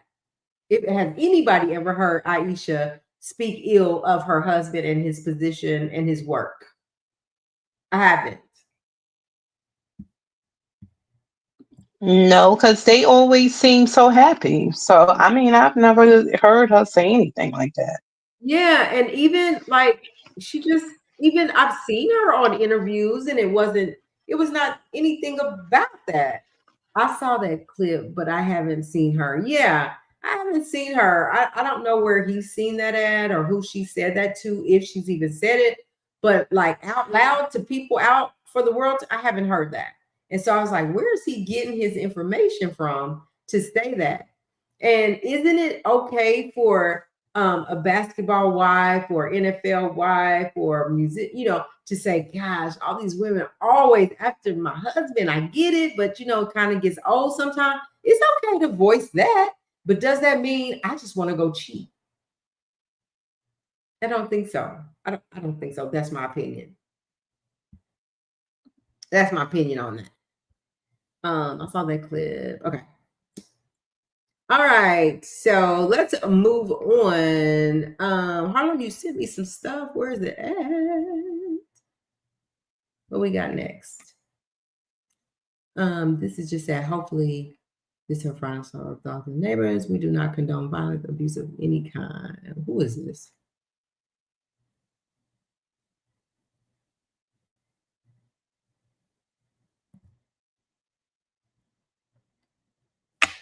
Oh, okay.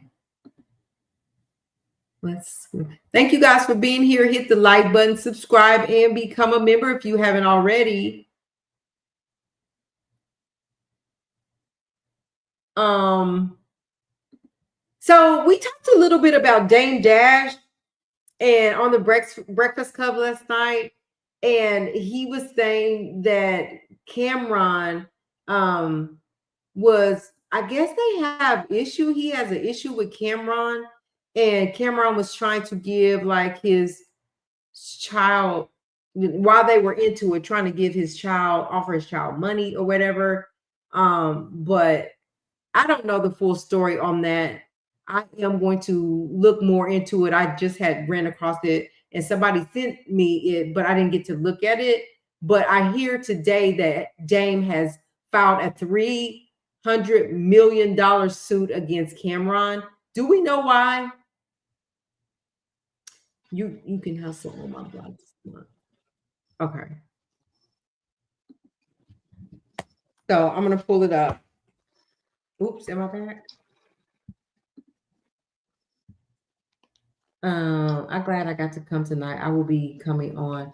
I'm back in normal. Yay, glad you're here. We won't be here much longer if you got to go, but I'm so glad you came talking about different topics. Bridget, thank you for being here. I'm like, dang, is she coming back on? Let's see what Dame is. I'm going to pull it up really quick. Dame Dash News lawsuit.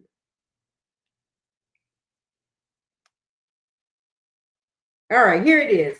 So it says that Dame Dash files 300 million defamation lawsuit against Cameron. So let's see if this will play.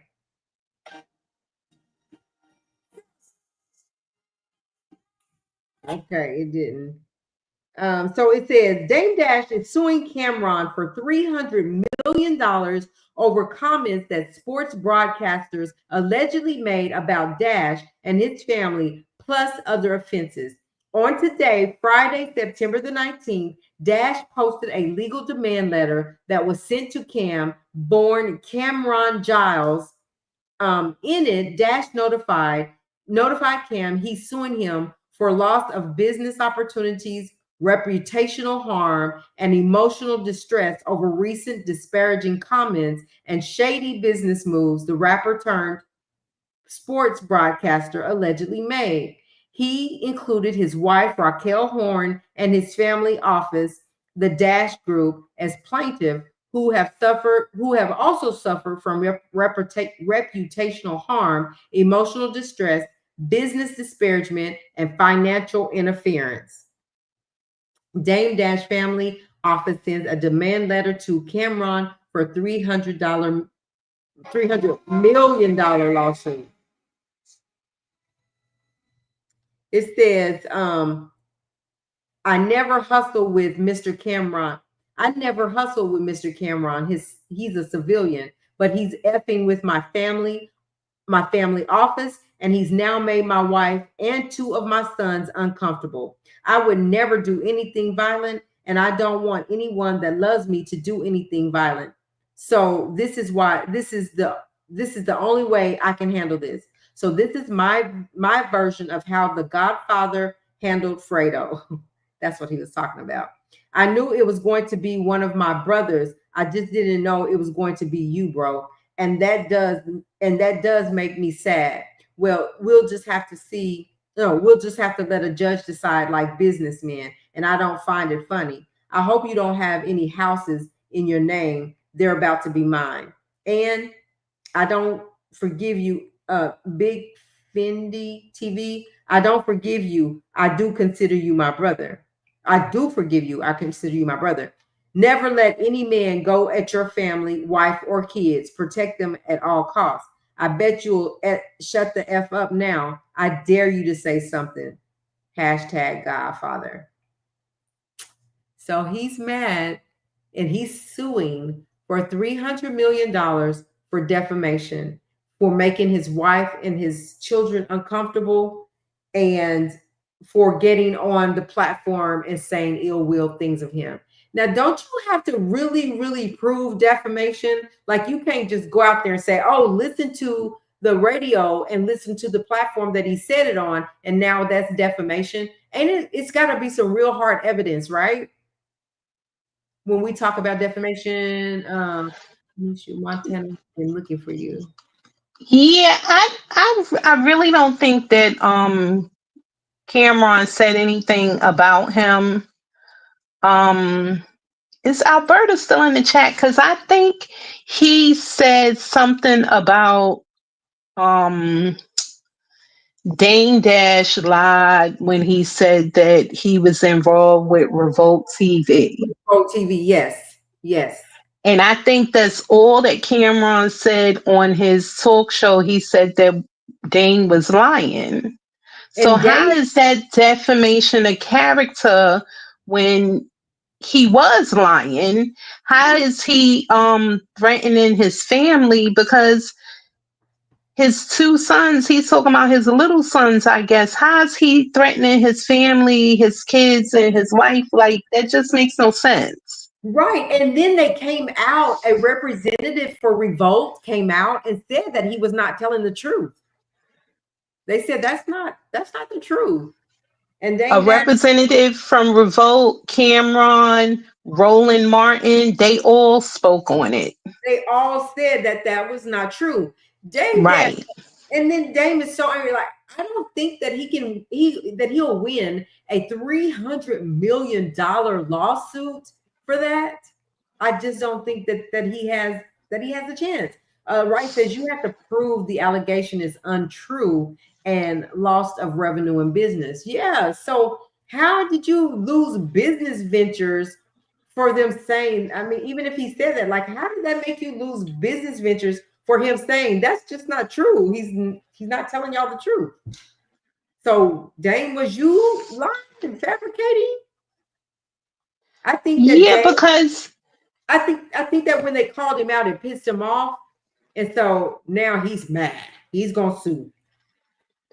Yeah, because I didn't know he was talking about his younger sons. I thought he was talking about the older son, because I know at one point the older son, Cameron, did try to give him some money or something. I don't know, was it like a business venture or him rapping or something? And I think Dane had feelings behind that. But he's talking about his young kids. What Cameron got to do with your young kids? Right. And I'm thinking, because I'm like you, Harlem, when I heard it, I immediately reverted to his older sons. I never would even thought to think about his younger sons. I mean, I just remember that he had younger kids, right? So I'm like, what is really going on with Dane? And so does this seem, so people are saying now he is desperate. Dame is desperate for filing a $300 million claim for defamation. He's desperate. Like, he has to be either broke or he's in need, like he needs attention or something is going on with Dame Dash to do this, whenever several people came out and said, Dame, that's not true. Like, he's not telling the truth. And he got mad because he was called out. and he was called out on larger platforms. So, Yeah, he might just need to have him a seat and just be quiet. yeah, just let it go. If you like you said, Dame, you don't have to get up in the morning if you don't want to. You can come and go and do as you please.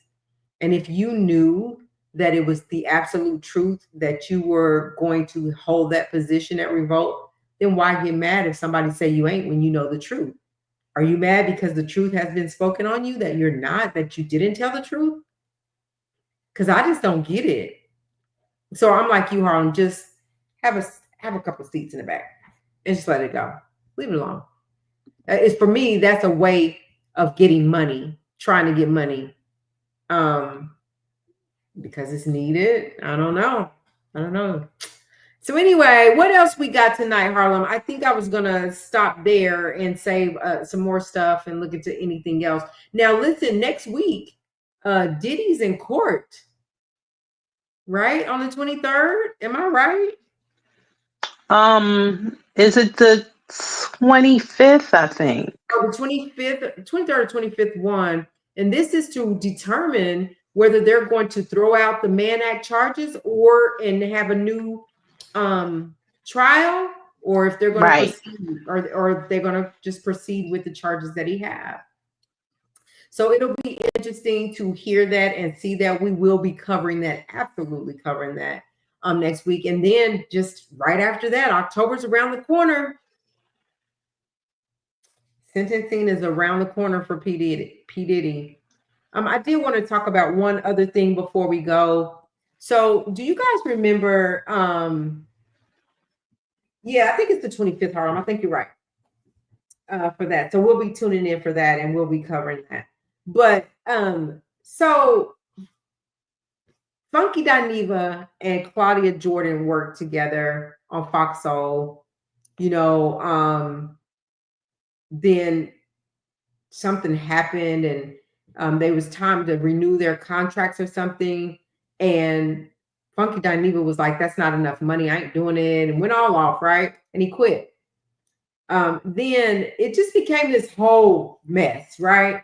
So just recently, not too long ago, there was this party where Claudia was there, Funky Dineva was there, and Funky Dineva was like, I'm so sorry, for the way I acted. And, I want to work with you. I absolutely will work with you again. Let's figure out what we can do. Claudia was there. Well, Claudia has landed her own show on Fox, not Fox Soul, but Fox the network. And I don't think that she brought, good evening, Sir Miguel. Good evening.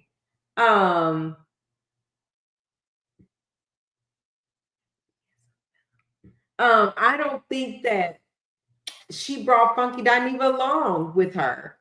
And people are saying that, good evening to all the beautiful people in the chat. Hey.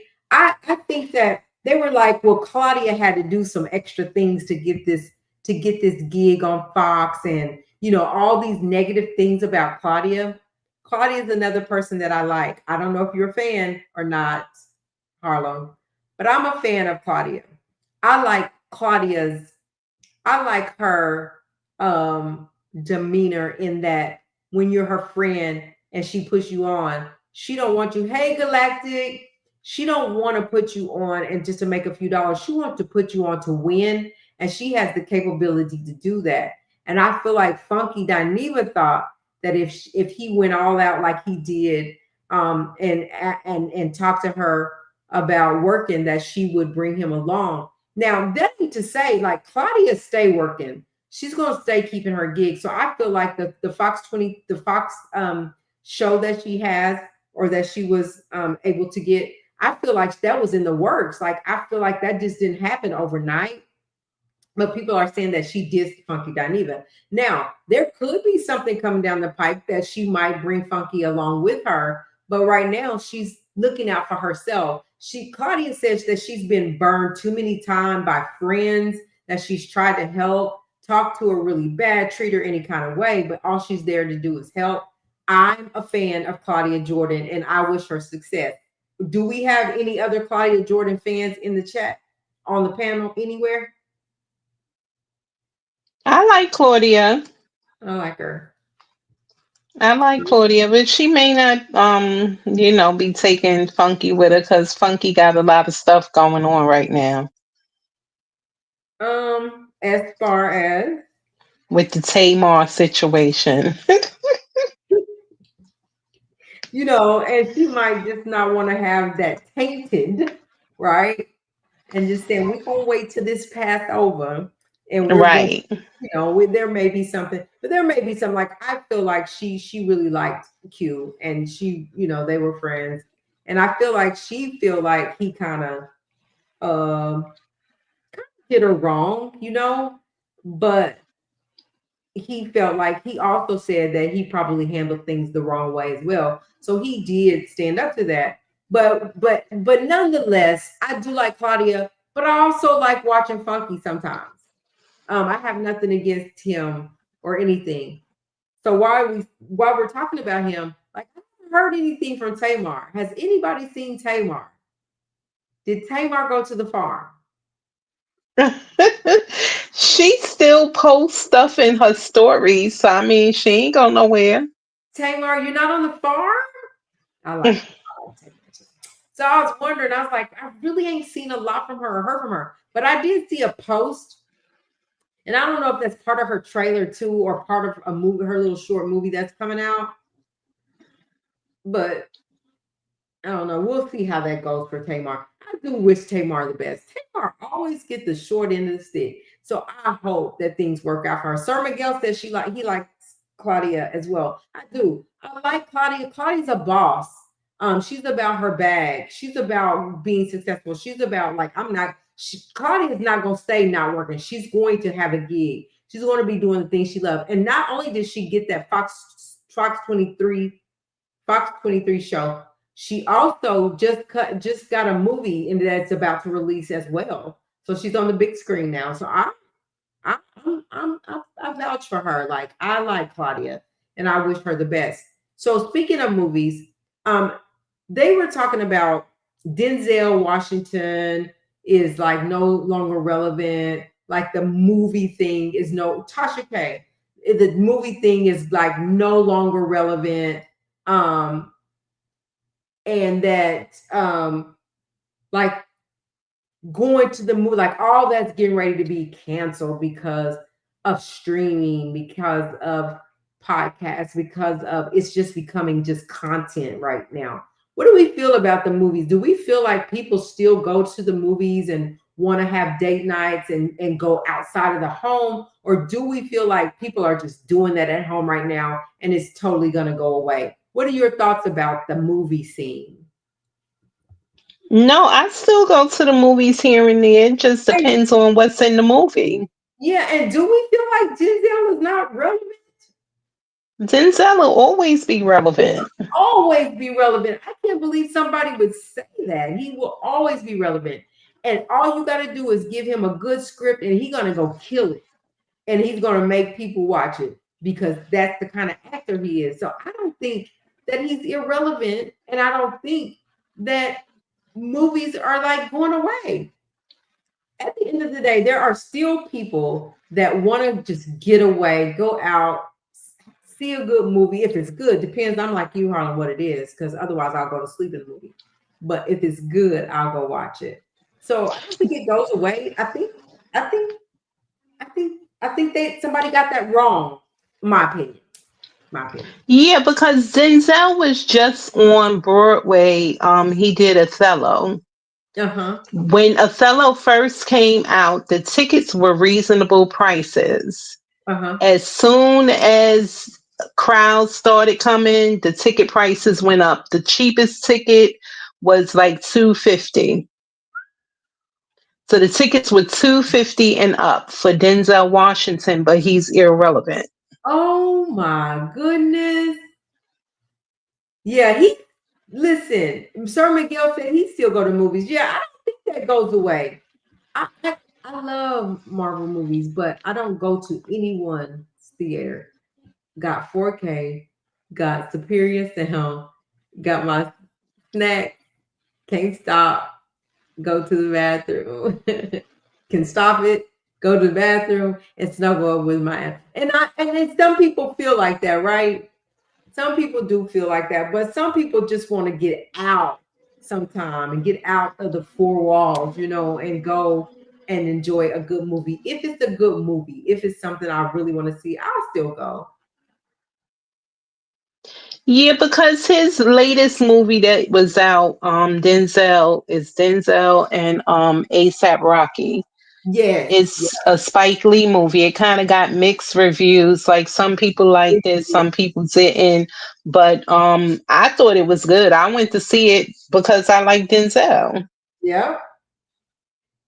Yep, it was. The reviews, some people was like it was a flop, but then other people was like, no, that was a really good movie. And I think anything, if you look over Denzel's career and the movies that he was in and his performances, every performance that he did made you believe that he was that person.